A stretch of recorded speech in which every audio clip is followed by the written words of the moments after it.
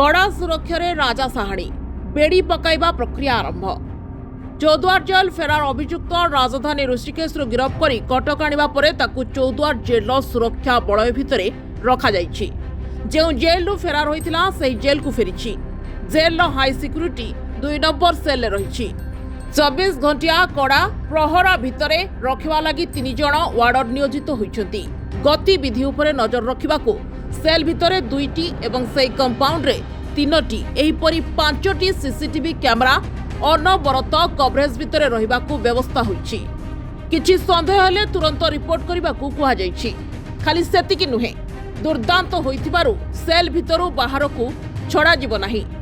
सही सेल भितरे ता निकटकू खाद्य पहुंचा जीव बोली चौद्वार जेल अधीक्षक सूचना दैछंती। पूर्वरु 2 थर जेलु खाइबाकू उद्यम करी गत वर्ष मधुकांत कुमार और राजा साहाणी चंपट मारिबारे सफल होइथिबारु चौद्वार जेल सुरक्षा को बढ़ा जाइथिबा अधीक्षक कहिसंती। एहा छड़ा जेपरि पूर्वरु धरा पड़िथिबा मधुकांत कुमार को कोर्टरु अनुमति आनी बेड़ी पका जाइछि, ठीक सेहीपरि राजा को मध्य बेड़ी पड़िबो। उभयंकु अलगा रखाजिबो।